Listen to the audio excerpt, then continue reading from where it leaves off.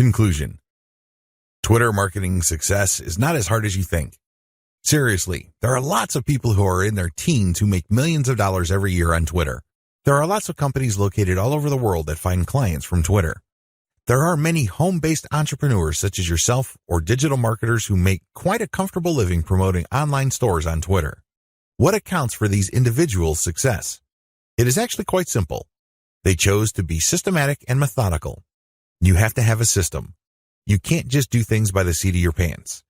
You can't just do things based on gut feeling. You have to have a way of proceeding because such systems teach you what to look for, how to respond when you find certain facts, and how to optimize your system. You have to be methodical. This means that you cannot put the cart before the horse. You have to follow the proper sequence.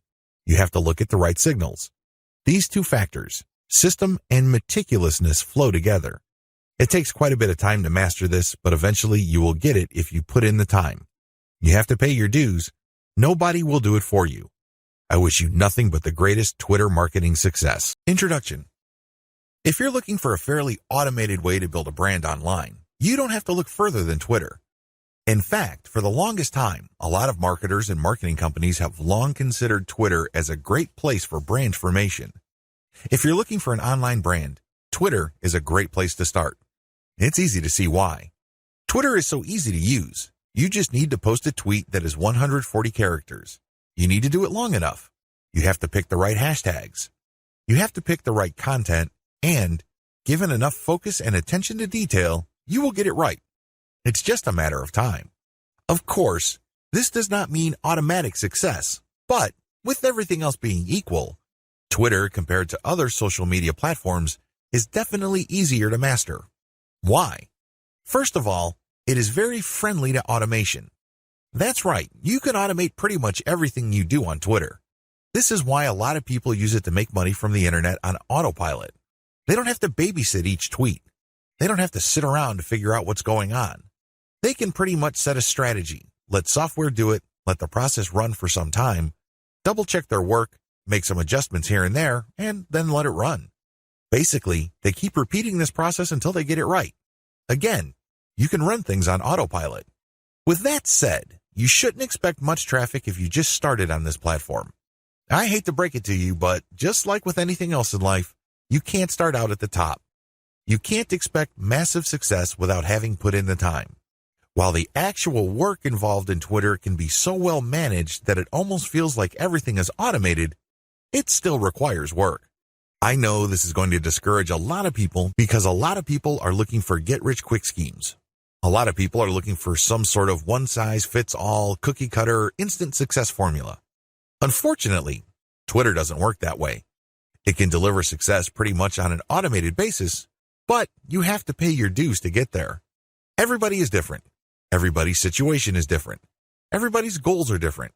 This is why you need to put in the time. The good news is if you are able to do that, you will be greatly rewarded by this platform because of certain key features of this system. What is so great about this platform is that it has fairly easy mechanics. It really does. When people use Twitter for the first time, they just tweet away. They just think of things to say, and in 140 characters, they tweet away. Sooner or later, they realize that they would reach a much wider range of people if they use hashtags. Even later, they figure out that people who tweet about certain topics all the time are more likely to send them more visitors or more interested followers if they engage with them.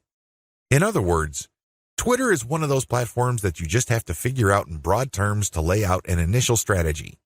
Implement that strategy, and then learn from your results. Do these first before you start marketing on Twitter.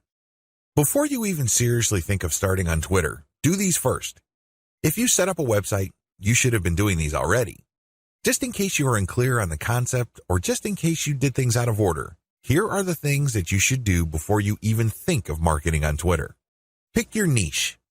It's really important to understand that if you want to be successful on the internet, you must have a laser focus on how you're going to make money. A lot of people are clueless regarding this. In fact, a lot of them think that they just need to buy a system that somebody else has built and they will make money. What they're really saying to themselves is they're too lazy to think through their online business. That's always a dangerous proposition because when you let another person do your thinking for you, you're going to have to deal with the consequences. You have to understand that when people build systems for others, they're usually trying to cut corners. They're trying to make the most amount of money with the least amount of effort. Do you think they have your best interest in mind with that attitude? Of course not. This is why it's a bad idea to let somebody else pick your business for you. You have to do it yourself. You have to know what you're doing. You have to know who you're going to be marketing to, what exactly you're going to be pushing, and how you're actually going to be making money on the internet. You can't just buy some sort of business in a box and expect everything to work out smoothly. That happy ending that you may have been dreaming of may be a very distant and even impossible dream. Why? You just didn't step up. You have to do all of this yourself. The most important is to pick a niche. A niche is a subject matter category or some sort of category for whatever collection of needs you are trying to address. What kind of problems do the products you are promoting or the website you are building address? Pick that niche. Understand how that niche compares with other niches. Understand whether it fits your amount of resources and your expectations. Build a site.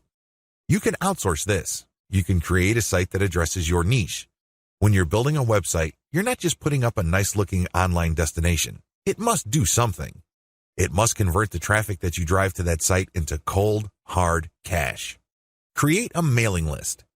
Next, you have to create a mailing list. This is crucial. Your mailing list is actually the payload of your website. Sure, you may be putting up affiliate ads on your website. When people click these and they land on the sales or landing page, they may buy something. When they do that, you get a commission. That's nice and everything, but if you really want to make money over the long term, create a mailing list. Why? Whatever credibility, respect, or trust you create with your website, you maintain with your mailing list. When you have an update on your website, you just publish the link on your mailing list and invite people to click through, and you have yourself a nice burst of traffic. I've got some bad news to share with you. The vast majority of people who visit your website will never come back again. That's the harsh reality. When you have a mailing list, you get to retain some of that traffic. You only need to set an update, and you get a nice little surge of traffic because people saw your email and clicked on your link. This enables you to retain some of the value of the hard work and time you put into branding and promoting your website. To create a mailing list, you have to offer a premium. It's some sort of freebie.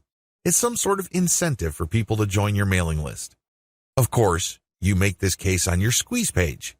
You advertise the value of the freebie you're giving on a page called a squeeze page. This is where people enter their email addresses to subscribe to your mailing list. Please understand that there is a big danger here. This is a warning. Don't go overboard in promoting the freebie because if you do that, people will sign up for the free booklet, the free course, or the free book. They couldn't care less about the updates your mailing list will send them. In fact, if you push the freebie too hard, they might even think that the updates you send are some form of spam because you caught them by surprise. Do you see how this works? There has to be a healthy balance between getting people pumped up to join your mailing list because they're getting something for doing it, but also letting them know that they are getting a better value by being on your list just because you will be sending them information that would enable them to solve all sorts of problems in their lives that are related to your niche. Do you see how this works? Do you see the balance? Create an ebook or report or some sort of high-value giveaway. When you create a mailing list, there has to be some sort of incentive for people to sign up to your list. I wish it were as easy as saying that your website is so awesome that your visitors owe it to themselves to sign up to your list. I'm telling you that if this is your strategy, you're probably going to get very few list members. Why? People need a push. They may be impressed by your website, they may like what you're doing, but this may not be enough to get them off the fence. To many people, entering an email address into a field is a lot of effort. You have to give them some sort of valuable incentive for them to sign up for your list. Generally, I would use some of my popular blog posts, or I would come up with a distilled version or a cheat sheet version. Usually this works. Other times, I would use some sort of massive compilation of resources that are an answer to people's problems. Whatever the case may be, the value of the incentive must be obvious. They don't have to be Sherlock Holmes to figure out the value of what you're giving away. Again, to reiterate, the value must not be so big and steal so much of the spotlight that people forget that they're signing up for a mailing list. It must share equal billing with the list. You have to promote the freebie in such a way that it is still clear to the person registering to your mailing list that they are signing up for a mailing list. Find top-notch content in your niche. Once you've set up a website and a mailing list, the next step on your journey to marketing your website and mailing list on Twitter is content. It's easy to get tempted and think that you're some sort of niche genius. You get all excited about a hot idea or a hot blog post topic, so you write a blog article. You put in the time, effort, and energy to do that, but what happens? 9 times out of 10, that content doesn't work. For whatever reason, people do not seek it out. You don't get traffic with it. You're not alone when this happens. The idea of build it and they will come is a dead end. Thankfully, there's a shortcut. Focus on content in your niche that already works. Look at the social media accounts of influential people or companies in your niche. Look at the content they're sharing. Pay attention to how many social signals they get. Do they get a lot of retweets, likes, favorites? Do they get shared a lot on Facebook? Using this objective social signal information, select their best content and reverse engineer it. Reverse engineering top-shelf niche content. Now that you have a clear understanding of what's hot and what's not in your niche, the next step is to reverse engineer your competitors' best content. How do you do this? First of all, you just focus on their topic. If they're talking about a certain personality in your niche, then talk about that person, because obviously the fact that they're getting all this attention from your niche audience means people are truly interested in that personality. However, don't stop there. Come up with something new. Maybe interview that person directly, or maybe take some sort of controversial angle. Maybe you can give more complete information. Whatever the case may be, come up with content that is obviously superior. This is what's going to make your tweets more popular. This is what will speed your branding efforts up. I'm sorry, but if you're just going to offer the same content that everybody in your niche is already offering, there's really no reason the people you're reaching out to should follow you. Think about it. If they think that you're giving them the same stuff as other sites, why go to you? They can easily have gone to those other sites. Draw their attention based on familiar themes. Keep their attention by doing something a bit different. It doesn't have to be much. You don't have to be a hero. You don't have to go overboard. But it has to be different enough. Unfortunately, this is one of those things that you will have to figure out firsthand. You would have to do it through trial and error. You have to learn through trial and error. Set up consistent social media accounts. Now that you have followed the steps above, you can now start setting up your social media accounts. For starters, you should focus on YouTube, Google+, Facebook groups, Facebook pages, Twitter, and maybe Pinterest. Start with these. Later on, you can branch out to other social media platforms like Quora, Instagram, and others. Your social media accounts must be consistent with each other. Your headers must have the same design. Your biography and other text must have similar elements. The key here is to project consistency. Consistency indicates professionalism. You're not just some random person working out of your mom's garage putting up one random website after the other. It can also help you solidify your brand. If you make a good impression on Facebook groups and people click through to your Twitter account and they see similar messaging, they can see that you are consistent, constant, and offer different types of content. This would help them become more comfortable with your brand. This would help them view your brand as more credible. Commit to specialized content on your social media account. Here's the big danger with having many social media accounts. It's very easy to see that a lot of companies put up a presence on many different platforms. That's great and everything because you have many ways of getting new traffic. The problem is they post the same content across the board. This is a problem. When people approach your brand on Twitter, they're looking for content that is slightly different from the content they would expect on Facebook groups, your Facebook fan page, and definitely your YouTube channel. You have to be aware of these different expectations and give them what they're looking for. Oftentimes, this is as simple as the form of content you offer. Obviously, when you're on YouTube, it would suck if you just offer blank videos of somebody reading your articles. That's not going to work. At least bother to use slideshows with the article. Preferably, you should have some sort of video spokesperson who speaks directly to the people during the video. Each platform's content must maximize the format requirements of that specific platform. Twitter marketing best practices. The first 9 videos of this training step you through the process of Twitter marketing. Whether you're going the fully automated route or you're doing things by hand, You have to use certain best practices. Otherwise, it's too easy for your Twitter marketing campaign to simply fall apart. The vast majority of people who try their hand at Twitter marketing simply do not succeed. It's not because these people are dumb.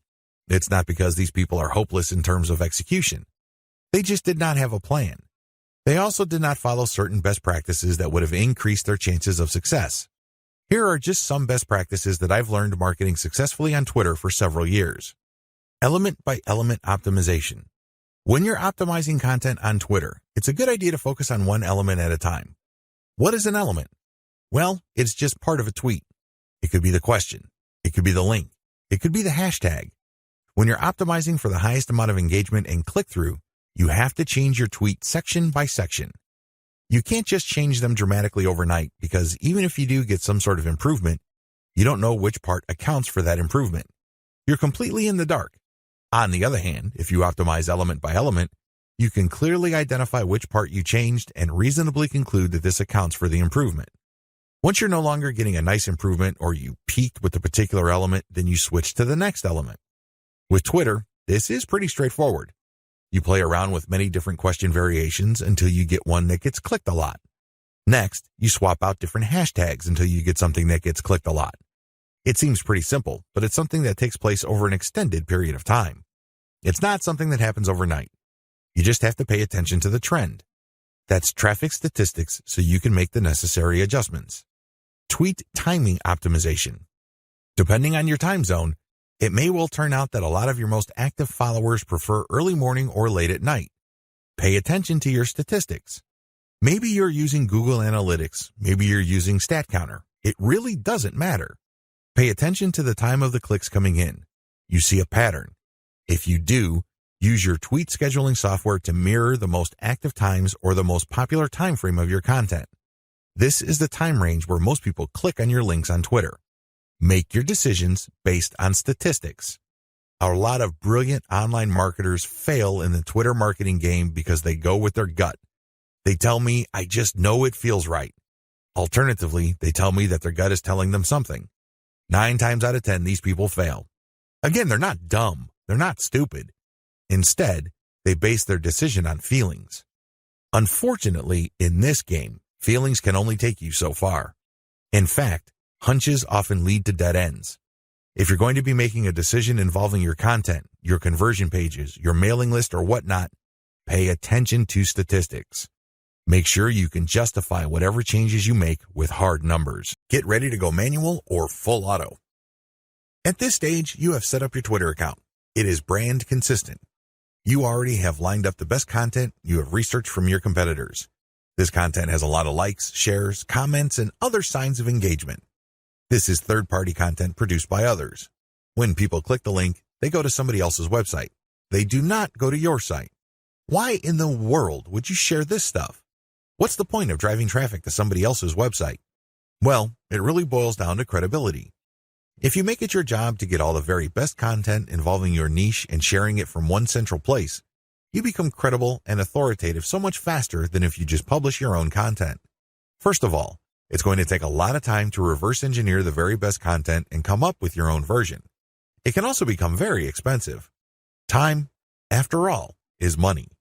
Even if you're not paying a professional writer from places like ozkey.org, who charge very reasonable rates, coming up with original content can still be a very expensive proposition for you. Why? It will take a lot of your own time to come up with that content. You probably have better things to do. You probably have other things you could be doing that would currently pay you more money. Third-party content is a lifesaver. This is called curation. You take the best content that everybody else has to offer and then you share it through your social media accounts. Here's the secret though. You share that content to draw people based on their interests. For example, if I find top-notch content on content marketing and I have a Twitter account that sells content marketing services, it would make a lot of sense for me to put all that high-quality and highly popular material in my Twitter feed, but from time to time, I would share my own original content. My original content would build credibility for me based on what I raise in the content. I control the conversation using those posts. After I get enough of a natural following, I would then share more and more of my own content and then share posts that only feature my squeeze page sign-up link. By doing this, I kill two birds with one stone. I share curated content to build credibility among a niche audience. These are people searching for certain specific content using very targeted hashtags. I pair very targeted niche hashtags with all my content. I rotate them. Then, I send out this content slowly but surely. I get people who are truly interested in my niche. Once I've established quite a bit of a following, I then share my own reverse-engineered content. This builds even more credibility, and this can also lead to my website getting backlinks from bloggers who are monitoring my niche.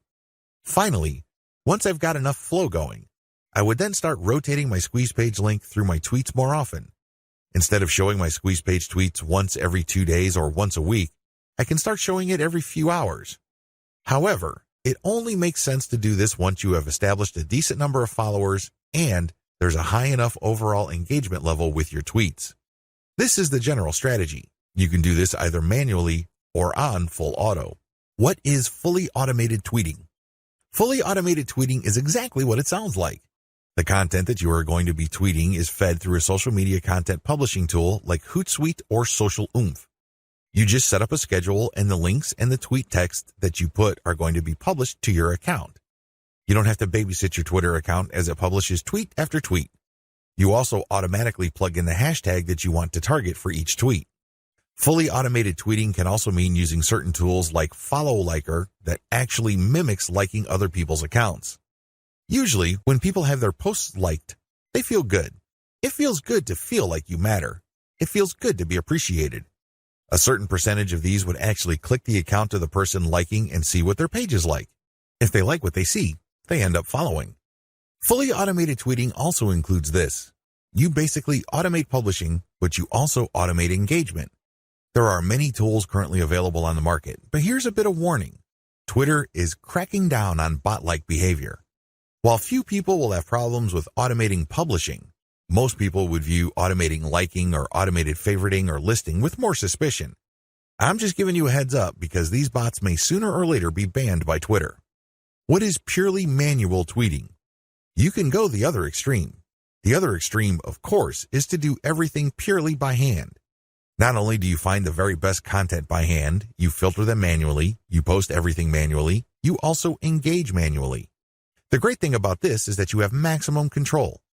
The bad thing about this is you need to have iron discipline to pull this off. What if the vast majority of your actual link clickers live in a different time zone? This is going to be a problem. You're going to have to get up early or stay up late to tweet within the hours your actual followers are most active. This can get downright inconvenient. Also, engaging tons of niche accounts on Twitter can burn up a lot of time. You also have to process a lot of information in a short period of time. Unless you have an IQ over 150, it's just going to be a little heavy because that's a lot of content to read through and analyze. Go for a hybrid solution. There's a lot to recommend a purely manual tweeting approach. You get a lot of control. You get a laser-like focus on account selection. You get to truly fine-tune your message. However, it takes too much time and effort. Thankfully, there is a halfway solution. This hybrid solution is pretty straightforward. You can use tools to post on your Twitter feed, but engagement is done manually. That's pretty much how it boils down. You still have to find niche-related content that's already gone viral. There's no getting around this. You still have to do this. Thankfully, there is a cheaper way to do this. You can, of course, do this yourself. Like I said, time is money. You might also feel like you're going nuts because you have to read so much material. The shortcut is to use a service like congoplus.com. They have virtual assistants from places like India and the Philippines that you only need pay $18 per day. These bright, ambitious, educated people would then find the viral content that you're looking for that meets your criteria. They then send you an XLS file, you verify, then you pay them. It's only $18 for 8 hours worth of work. You can't beat that with a baseball bat. You really can't. However way you choose to do it, you need to get this content. You then look for influence leaders on Twitter that cater to your niche. Again, you can do this yourself or you can hire a virtual assistant to do it for you. The secret is to make sure that they're almost always talking about your niche. Once you are sure about that, you can then look at their content and pay attention to their hashtags. Copy these. You're going to pair these with your tweets. Use an automated tool to publish. Whether you're doing things manually or automatically, use an automated tool to publish. The good news here is that you're not taking blind shots in the dark. When you publish, pair this content, whether it's original or third-party, with hashtags related to your niche. The big difference is what happens next. When you're using an automated system, you wait for an organic following and then you mix in your squeeze page links and your content links. You then use some sort of tool to mimic engagement. For a manual approach, you do the same. You wait for an organic following to increase and then you mix in your own stuff. The big difference is you invest 1 hour per day doing manual outreach to influencers in your niche. You should already be doing this because these are the people you got your hashtags from. Remember? The extra step that you need to take is just to engage with them. Tell them that you like their content. Manually like their stuff. Click the heart icon or retweet. Do whatever you can to get on their radar. One-to-one or person-to-person engagement is crucial. You have to get on their radar. Again, you can try to automate, but it can be ham-fisted. Also, it may be so obvious or clunky. Worse yet, Twitter might be cracking down on engagement automation, so this option may not remain open for long. Manual Twitter marketing. Assuming that you have decided to go the manual route, here's what you need to do. You have to budget your time. If you think you only have 1 hour to spare, make sure you give it at least 1 hour. This means stick to 1 hour exactly or go a bit over, but you need to make sure you put in the time. Find niche leaders. First, you need to find people's Twitter accounts who talk about your niche. Enter the keywords related to your niche into Twitter to find those accounts. How do you know these keywords? Where do you find these keywords? Here are the steps. Create a Google AdWords account. Don't get scared, this is free. Create a free account. Use the Google AdWords Keyword Planner tool. Enter websites that you know are competitors of yours, and alternatively enter well-known websites that you know are in your niche. You should get a nice listing of keywords using this technique. Once you find these keywords, look up those keywords to find even more related keywords. Make sure that these keywords get a decent amount of traffic. Read these keywords and be convinced that they are actually related to your niche. Once you have a nice clean list of keywords, plug this into Twitter to find accounts. There's a shortcut to this. You can use Congo Plus's $18 per day virtual assistants to do this for you. For only $18, you get a person's full 8-hour day of labor. This person can use Google AdWords for you, find the right keywords, filter the keywords, go through Twitter, find the accounts, get the hashtags, and follow those accounts. Follow real niche-specific accounts. Once you've done the above steps, you should be able to identify the accounts of people in your niche on Twitter. This is where you need to make a judgment call. You need to look at enough of their tweets to see if this person truly cares about your niche. Is this person really a niche expert, or does this person tweet about your niche from time to time? These are two totally different things. Follow real niche leaders. What are the benefits of manual Twitter marketing? When you identify and engage with niche leaders on Twitter, you get the following benefit. First of all, you get niche-specific hashtags. Second, you get a chance to get on the radar with people who are really experts or authorities in your niche. These people can open a lot of digital doors for your business. They can retweet your actual content. This can lead to niche-specific audience members visiting your website. They can interview you and possibly link to your website. You can interview them and establish some sort of professional friendship. You can get invited to conventions or symposiums or workshops. These can be tremendous networking opportunities. There are just so many ways you can benefit when you reach out to people who are already established authorities in your niche. Don't be antisocial. Don't think that you can be successful just with your own efforts. It doesn't work that way because there is a network of really credible people on Twitter already who have the influence that you're looking for. Why not just piggyback on their influence? Why reinvent the wheel? Manual tweeting, pros and cons. Manual tweeting, as we have defined, involves automated publishing of content that you have manually selected. This is content that you have curated. The publication is automated, but your engagement is manual. You're going to find niche-related accounts. You're going to engage with them manually. You're going to tweet, leave comments, so on and so forth. Here is how the advantages and disadvantages break down. Pros. The first advantage is to get a higher level of engagement. You actually get to say to these people what you think. You get to interact with what they have to say. Maybe they're critical about your idea, so you explain your position to them. You give them a counter-argument. You ask for examples, or you rebut what they have to say. When you do this, you're not engaging in a pissing contest. Let me be clear, this is nothing to be emotional about. Instead, you use this as an opportunity to prove to them that you know what you're doing. True experts will accept the fact that not everybody will agree with them. When these experts are satisfied that you argued your position well, even though you don't agree with them, they respect you. They also respect you when you give them information that they may not know. This can lead to instant expert status. You only need to do this a couple of times with the right people and, believe me, they become your cheerleader. Another advantage is you get access to a pre-qualified niche audience. When an authority leader interacts with you on Twitter, they're actually publishing their conversation with you on their feed. This is a big opportunity. Don't blow it. When they respect you enough to keep responding and you give them one top-notch answer after another, they might even retweet a tweet of yours. This is a bonanza. Why? These people are already experts on Twitter in a specific niche field. This means that they have attracted people who consider them authorities. When they engage with your content to the point that their followers see your brand and your content, you get access to that audience. Psychologically, people would see if the person that I respect and admire so much respects this other person who I don't know enough to engage with them respectfully. I should pay attention. If this keeps up and the person who they follow keeps repeating your stuff or keeps engaging with you, it's only a matter of time until some of their audience members would jump over and follow you as well. Please understand, this is not a zero-sum game. It's not like they would unfollow the one expert to follow another expert. Instead, they're already following one expert and they would just follow another expert. They would be following an additional expert. You're increasing the social influence pie instead of fighting over somebody else's influence. They're not losing out. Another advantage to manual tweeting is the speed at which you get backlinks. I cannot emphasize this enough. If you want to boost your website's SEO and you want to get more search engine traffic, you will need backlinks. You can get this much faster when you do manual engagement. The people you're engaging with are in a better position to see that you know what you're talking about. You get to earn their trust and their respect faster.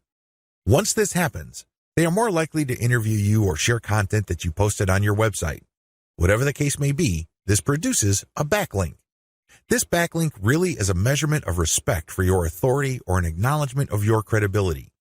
It acts as a vote of confidence. The more you reach out to a lot of authorities, the more high-quality backlinks you get. This can boost the overall ranking of your website. Finally, you may be invited to speak at conventions, workshops, or seminars. People might ask you to submit an original article that they would be publishing somewhere else. Best of all, you may get introduced to a big player in your industry.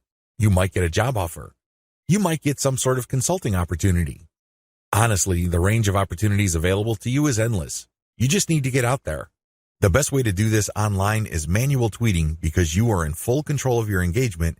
You craft the public persona you project, and this enables you to be more aware of opportunities as they flash into existence. Disadvantages. The big cons against manual tweeting should be obvious. It takes a lot of time. That's all I need to say. It should be self-explanatory. Second, it's content intensive. While content curation can help you tremendously, it can only go so far. You cannot become a global expert on a particular niche on Twitter and be respected by all other subject matter experts if all you do is share their stuff. That's just not going to happen. Ultimately, they're going to ask you, what about your stuff? What do you have to say? What does your original research indicate? You don't want to come up with a zero when asked those hard questions. Finally, there is no assurance that you will get some sort of alliance. I hate to say it, but certain niches really don't get much coverage on Twitter. You might be able to interact with a high level of niche authorities on Twitter, but that doesn't necessarily mean that they operate blogs that can then link to you. Still, on balance, manual tweeting on Twitter delivers more benefits than its costs. Manual Twitter follower generation. How do you generate followers organically on Twitter using a manual technique? It's as basic as finding niche-specific accounts and finding their followers. Follow these niche-specific accounts, but pay attention to their followers. Follow followers who you know are truly interested in your niche. This requires research. You actually have to look at their tweets or look at the stuff that they're retweeting. Once you see a pattern and it is niche-related, follow these follower accounts. I know this is simple, but it's also effective. How to find the right niche influence leaders on Twitter. At this point, it should be fairly clear that you need to follow the right people on Twitter. Otherwise, the tips I've shared with you will not work. If you're just going to follow random people on Twitter, you don't know who you're influencing. In fact, you don't even know if you're influencing them at all. You have to understand that on Twitter, some people generally follow a general rule. If you follow me, I follow you. Nowhere in this does it say they're actually interested in what you have to say. That's a big problem. If you attract the wrong following, you're not going to get many results from Twitter marketing. In fact, the results you get would be the same as if you did not do Twitter marketing at all. That's a waste of time. You need to find real people. You also need to find real influential people. This isn't bad enough. You need to find real influential people in your niche. How do you do this? Here's my step-by-step guide. Pay attention to their biography. Look at their bio. Is it on point? Does it indicate the persona of a person who is truly interested in your niche? This is crucial. If there are no niche-related keywords there, or it's not obvious that this person is part of your target demographic, and it's not some sort of passionate or credible enough authority in your niche, then this is probably the wrong person. You may be barking up the wrong tree. Look at their follower-to-following ratio. This ratio is simple. Look at the number of people this person follows and look at the number of people following this person. If this person's followers greatly outnumber the accounts this person is following, chances are this is a real account. It is not some bot that is fully automated. Instead, this person actually has influence because for how many people he or she is following, he is followed by hundreds, if not thousands of more people. This is very important. If it turns out that the number of people following this person is pretty much the same as the number of persons he is following, it's probably not a good idea to follow that person. This person is probably just using some sort of software to take advantage of the fact that when you follow people, they follow you back. Some of them follow you back. Pay attention to their level of engagement. Look at the stuff that they talk about. Pay attention to their tweets. What do they constantly retweet? What do they tweet about? Are they talking about the same stuff most of the time? Does their account get a lot of retweets and posts, retweets and engagements? Do they get a lot of favorites? Is there a lot of engagement with the content they share? Even if this person is totally focused on your niche, but it turns out that their tweets don't get much engagement, they may not be all that influential. Becoming credible with them and getting access to their market may not work out for you. Their audience may not work out for you because they're not really authorities. Pay attention to the specificity of their posts. Look at their posts. Here's a rule of thumb. If 80% or more of their posts have something to do with your niche, follow them. Follow them if all the other points I raised above apply.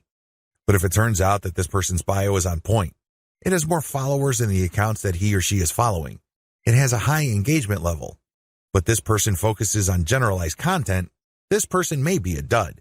In other words, this person is some sort of Twitter celebrity. This person is only an authority because of their personality and not much else. They're not an authority because they focus on a niche. They're not an authority because they are truly passionate about a niche. People only follow them because they think their personality is interesting. So, what you get is some sort of individual celebrity market. That's not what you're looking for. You're looking for a niche audience. Follow and engage. So, what do you do when you find a niche-specific and truly authoritative account on Twitter? First of all, they have to meet all the criteria listed in video 5. Assuming they pass with flying colors, you follow them. Don't stop there. This is just the beginning. Once you follow them, you engage. Now, a lot of people have all sorts of misconceptions regarding what engagement means. Some people think that if they just click the heart button that they are engaging. They think that if they retweet that they are engaging. No, it goes beyond that. You actually have to engage in a one-to-one conversation with the person tweeting. You click the reply button. I'm not talking about the direct message button. I'm talking about the reply button. Here's where it gets a little tricky. You can't just use a stock answer like, hey, good post, or you're a genius. I admire you. I love you. No, that doesn't work. Those are worthless. Why? And true authorities get those all the time. They're credible. They know what they're talking about.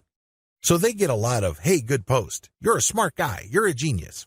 So what? They get those all the time. You're not going to stand out. Remember, the whole point of engagement is to get on their radar. You want them to notice you. This is all but impossible if you're doing the exact same thing everybody else is doing. Everybody thinks that they're a genius already. Yet another guy piping up and saying the same thing is not going to register. How do you truly engage? Here's what I do. I ask questions. I know that sounds basic, right? But you have to ask the right question. You have to ask a question that indicates to the person loud and clear that you've read their post. Maybe you click through the link that they shared. Maybe you analyze their tweet. Whatever the case may be, your question must communicate this. Your question must get them to think or analyze or look at things with a new perspective. When you do that, you get respect. Why? You're pushing them. You're challenging them. You're not just asking a throwaway question that they already know the answer to. You're not asking something that they've answered 100 times before. You're basically letting them earn a chance to prove why people think they're experts. Most mature adults respect this. They're not scared by this. They're not threatened by this in any way. Even if you do come across somebody who has a thin skin or views this as an attack, you still gain authority and credibility because other experts are following that person. When they see that engagement, they quickly see that you actually have a working brain. Imagine that. You're not just a blind follower. You're not just another face in the crowd. This makes you stand out, even if the expert that you are asking questions to reacts in a negative way. It's on them. It's not on you because you're just asking a question. Of course, you have to ask in a respectful way. You cannot use loaded questions like, when did you stop beating your wife? Or how was it the first time you got hooked on drugs? You see where I'm coming from? Don't ask those types of questions. Discuss controversial points. Another way to get on people's radars is to focus on controversy. Now please, don't mistake this for being a troll. I'm not saying that you're going to create artificial controversies. I'm not talking about stoking divisive issues. I'm not talking about any of that. You see, in any kind of subject, there will always be two sides. This applies to niche subjects as well. There's always the conventional wisdom, and then there is everything else. What if there are techniques or approaches or strategies that would get better results? For some reason or other, these are just not talked about. For some reason or other, these are kept under the rug. When you discuss these or raise these with experts, this highlights that you, yourself, are an expert. After all, if you fully explain these or fully describe these accurately, you are basically lecturing in an underhanded way people who are reading your tweets. You're letting them know of something that they may not have heard about. You are hinting at a body of knowledge that either they're trying to run away from or they may have an unclear understanding of. The fact that you tease this information communicates to them in a clear way that you are some sort of expert. Let's put it this way. You stand out from the crowd and you're not just this random person saying, hey, good post, or you're a genius, or what do you think about this topic which has been raised millions of times before? Whatever you do, focus on real engagement. This is the bottom line. Real engagement means real person-to-person contact. This means picking somebody's brain. This means sharing information on a real profound personal level. This may not be always comfortable. It definitely is not always convenient, but it's absolutely necessary. You have to reach out. You have to engage. You have to communicate. You have to get the point across. This doesn't mean that you have to always be 100% in agreement. However, it means that you do have to always be 100% respectful. I know this is hard to do if the person you are engaging would feel threatened or get soft on you in the worst way. It's very tempting to fight back. It's very tempting to push back. Fight fire with fire, right? Well, here's the thing. If they act in a very unprofessional way and you keep your cool, who wins? Your brand wins. People start seeing you as an authority. People start seeing you as an alternative. This is how you get on the radar. Either things work smoothly and they agree with you and will love to help you, or things don't work out. When things don't work out, you can still win. How? Through your professionalism.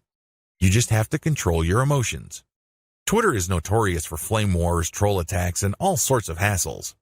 But if you're able to keep your head together and focus on what you're trying to accomplish, things will work out for the best. What happens when you reach high engagement levels? A lot of people who are getting on Twitter measure their success based on three things. One, according to one school, you measure your success based on how much raw traffic you can pull from Twitter. Ultimately, this is the right answer because, at the end of the day, you need traffic to get conversions. There's no way around this fact. You can talk a big game about branding. You can talk a good game about becoming an authority. This is all well and good, but until and unless they translate to real traffic, you're not going to make money. You have to get real visitors to make money on the internet. But using this metric as your sole metric is going to be a problem. Why? Normally, you have to build a very high level of engagement and high level of authority for you to get a sizable volume of direct traffic from Twitter. The good news is that the traffic that you do tend to get would be qualified traffic. These are people who are not curiosity seekers. These are people who have nothing else better to do than to click random links. These are usually people who are interested in whatever it is you are saying, and by extension, whatever it is you are promoting. Another way to measure success on Twitter is the number of retweets you get. Again, this is good because it ultimately leads to traffic. However, in itself, it doesn't really lead to much. The same applies to people clicking the heart button that they like your stuff. They favorite your stuff. That is all good. It definitely is a great boost to the ego. But until it translates to traffic, it's really not worth much. Here's my answer. The obvious answer, of course, is traffic. But before we get to traffic, focus on engagement level. Try to get your engagement levels up. This means people are paying attention. This means people view you as an actual credible and authoritative expert. This means influence. If you have high engagement levels, a lot of things open up for you. These are tremendous opportunities that can take your business to the next level.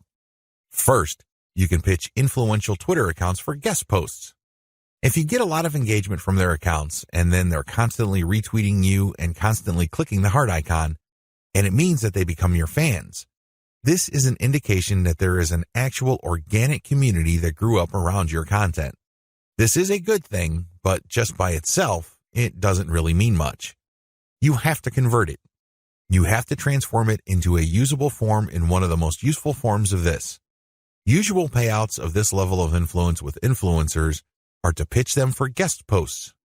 Now, of course, this means that they have to have a blog that's credible and has great SEO value in their niche. But assuming that's true, pitch them for guest posts. Don't be shy. It doesn't hurt to ask if they say no the first time. Continue to engage with them. Be a buddy. Challenge them. Test them. Earn their respect some more, and then pitch them again. Keep pitching until you get that guest post. Because sometimes you have to knock many times before the door opens. That's just the way things are. Keep pitching because for every single guest post you get, you may get a nice boost in Google search results. You probably don't need me to explain to you why that's a good thing. Ask for interviews. There are many influential people on Twitter that are either top dogs in organizations in your niche or they know people. Either way, when you get interviewed for a variety of reasons, you have arrived in your niche. Let's put it this way. They're not going to interview worthless people. They're not going to interview people who have no credibility. Why? Well, they respect their own credibility. They want to protect whatever status they have. One of the worst ways to do that is to interview people with no credibility. They want to build up. So, the fact that they're interviewing you signals to whoever respects them that you are worthy of respect. It signals to people that you are credible, that you are worth following. It tells people in so many ways what you have to say counts for something. This is a big deal. How come? You can leverage this interview that you've got as proof of your expert status. You can then contact influential publications in your niche to get backlinks. You can contact the networking groups, symposiums, and conventions to get speaking opportunities. You can always point to the fact that you got interviewed by these highly credible places. Another advantage you can get when you put in the time to manually engage with truly influential people involves blogging roundtables. Blogging roundtables are basically group interviews. The person holding the roundtable would come up with a general topic. For example, they're talking about general SEO trends in 2018, and then hit up a large number of people for their interviews, knowing full well only a small fraction would respond. If you get invited to turn in your feedback, you get a nice link. Imagine if the Blogger Roundtable was being held on the premier website in your niche. Again, it doesn't take a genius to figure out the dynamite SEO potential of this opportunity. Build a high-influence retweet circle. This final benefit escapes a lot of marketers. In fact, even Twitter marketers may be completely blind to this. This is one of the biggest benefits of manual engagement with influential people on Twitter can ever deliver. When you get these people to think that you are credible and that you are an expert in your own right. Eventually, you can count on some of them to automatically retweet your stuff. This is a big deal. Well, when you share your own content, or better yet, when you share your squeeze page direct link, you want truly interested people to click through. You want people who understand what your content is about to click through and possibly convert.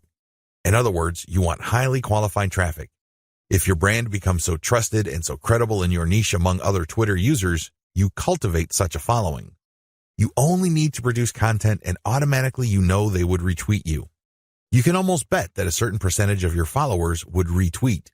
This can then lead to your content being seen by more of their followers, which can lead to highly qualified direct traffic. Don't neglect this benefit. Unfortunately, a lot of people do because this benefit grows very slowly. It also starts at a very low level. But of all the benefits, this is probably the most potent. Unfortunately, it also takes the most time, effort, and attention to detail. However, if you properly cultivate this, the direct traffic benefits and conversions you would get from being a part of a retweet circle will outweigh and will pay for all your costs.